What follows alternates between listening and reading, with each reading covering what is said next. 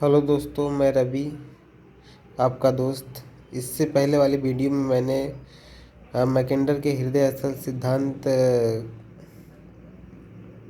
सिद्धांत के बारे में चर्चा किया था, जिसमें मैकेंडर के हृदय असल सिद्धांत को एक विस्तृत रूप में समझाया था। आज हम मैकेंडर के हृदय असल सिद्धांत के विरोध में दिए गए रिमलैंड सिद्धांत को समझेंगे। रिमलैंड सिद्धांत को स्पाइकमैन ने मैकेंडर के हृदय असल सिद्धांत के विरोध में दिया था, जिसमें इन्होंने अपने रिमलैंड को मैकेंडर के आंतरिक अर्धचंद्राकार क्षेत्र को ही रिमलैंड मान लिया था। फिर इसकी व्याख्या इन्होंने किया, जिसको आइए हम आगे देखते हैं। मैकेंडर के हृदय असल सिद्धांत की आलोचना करते हुए स्पाइकमैन ने अपने रिमलैंड थ्योरी को दिया था। इन्होंने मैकेंडर के आंतरिक अर्धचंद्राकार क्षेत्र को ही रिमलैंड नाम दिया, जहां स्थलीय एवं तटीय दोनों विशेषताएं एक साथ पाई जाती है। रिमलैंड का शाब्दिक अर्थ उपांत या तटीय क्षेत्र होता है। इन्होंने रिमलैंड को इसी आधार पर एक विशेष स्थान या विशेष जगह आप कह सकते हैं दिया था, क्योंकि यहाँ स्थलीय और तटीय दोनों विशेषताएं पाई जाती है और यहाँ स्थल सैनिक और नौसैनिक दोनों का विकास किया जा सकता है, क्योंकि ये एक महत्वपूर्ण क्षेत्र होता है जहाँ पर सभी खनिज संपदा, जनसंख्या अधिक और सभी स्थलों को जोड़ने वाले नदीय जलमार्ग वगैरह पाए जाते हैं। इसलिए इन्होंने एक रिमलैंड अर्थात परिध भूमि को एक शब्द के रूप में बहुत महत्वपूर्ण नाम दिया। स्पाइकमैन का मानना था कि हृदय स्थल एक ऐसा प्राकृतिक प्रतिकूल केंद्र है जहां का आर्थिक विकास संभव नहीं है। यहाँ की जनसंख्या अत्यंत विरल है, खनिज संसाधनों का अभाव है। आइए हम आपको बता दें, हृदय स्थल सिद्धांत साइबेरिया के क्षेत्र को माना गया था, जो यूराल पर्वत, वोल्गा नदी और कैस्पियन सागर के पूर्वी क्षेत्र में आता है। मैकेंडर ने इसको हृदय स्थल सिद्धांत का नाम दिया था, लेकिन स्पाइकमैन महोदय ने इस हृदय स्थल सिद्धांत को एक प्राकृतिक प्रतिकूल दशा बताया।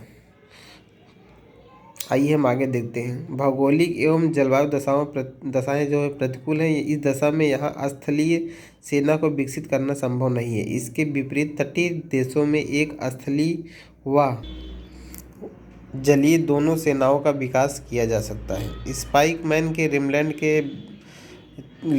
को एक क्षेत्र के रूप में दर्शाने के लिए इन्होंने काला सागर व बाल्टिक सागर के पश्चिम में स्थित लगभग संपूर्ण यूरोप महाद्वीप को मान लिया था। एशिया महाद्वीप का दक्षिणी भाग व दक्षिणी पूर्वी एशिया, चीन तक का क्षेत्र को इन्होंने रिमलैंड माना। अफ्रीका महाद्वीप के पश्चिमी भाग को शामिल किया था। इन्होंने बताया कि विश्व का कोई हृदय स्थल नहीं है, यदि कोई है तो वह रिमलैंड है, अर्थात मैकेंडर का आंतरिक अर्धचंद्राकार क्षेत्र ही रिमलैंड है। स्पाइकमैन का मानना था कि वर्तमान विश्व राजनीति में आंतरिक सामरिक संबंधों का मूल आधार समुद्री सेना के सामर्थ्य में निहित है, न कि हृदय स्थल के असली सेना के सामर्थ्य में। स्पाइकमैन महोदय ने अपने रिमलैंड सिद्धांत का प्रतिपादन किया। जो देश रिमलैंड पर नियंत्रण करेगा वह यूरेशिया पर शासन करेगा, जो देश यूरेशिया पर शासन करेगा वह संपूर्ण विश्व पर अधिकार करेगा। रिमलैंड के पक्ष में स्पाइकमैन महोदय ने तर्क दिया। पहला तर्क क्रमवाइज हम लेके चलते हैं। एल्बर्ट थेयर महान, जो एक नौसैनिक आप कह सकते हैं, ये नौसेना में रहते हुए वहाँ अमेरिका के विदेश नीतियों का संचालन करते थे। उनके बारे में एल्बर्ट थेयर महान के विचारों का अनुसरण करते हुए स्पाइकमैन ने कहा कि रिमलैंड समुद्री व स्थलीय मार्गों का मिलन क्षेत्र है। इस प्रकार यहाँ सभी प्रकार के परिवहन सुविधाओं का विकास किया जा सकता है, जो विश्व राजनीति के सामरिक महत्व को बढ़ाएगा। दूसरा है, यह विश्व का सर्वाधिक जनसंख्या वाला क्षेत्र है। यहाँ विश्व के 2/3 जनसंख्या निवास करती है। संसाधन की दृष्टि से यह भी एक संपन्न क्षेत्र है। विश्व के सर्वाधिक पेट्रोलियम लवणें यहीं पर पाया जाता है। जैसा कि आप जानते हैं कि तटीय क्षेत्रों में पेट्रोलियम सबसे अधिक पाया जाता है, जो एक महत्वपूर्ण संसाधनों में एक है। चौथा है, इन क्षेत्रों में समुद्री संसाधनों की उपलब्धता भी अधिक है। विश्व के महत्वपूर्ण व्यापारिक अटलांटिक महासागर व हिंद महासागर से गुजरते हैं। व्यापारिक मार्ग जो हैं अटलांटिक महासागर व हिंद महासागर से विश्व के बड़े नगर व विकसित बंदरगाह इसी मार्ग पर बसे हुए हैं। तटीय क्षेत्रों की जलवायु दशा आंतरिक भागों की तुलना में मानव के विकास के लिए अनुकूल है। स्पाइक मैन महोदय के मरणोपरांत 1944 में द जियोग्राफी ऑफ पीस नामक पुस्तक में इनके सिद्धांत को प्रकाशित किया गया। इनका सिद्धांत तत्कालिक परिस्थितियों में प्रासंगिक तो थे ही, वर्तमान में भी यह प्रासंगिक बना हुआ है। इनके सिद्धांत को पेंटागन के सुरक्षा विशेषज्ञों ने भी प्रशंसा किया था। अभी हाल ही में चल रहे रूस और यूक्रेन युद्ध के विषय में इस सिद्धांत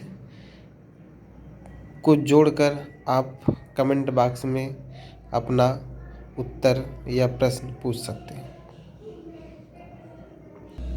या अपने विचार आप दे सकते हैं या सुझाव भी दे सकते हैं। धन्यवाद।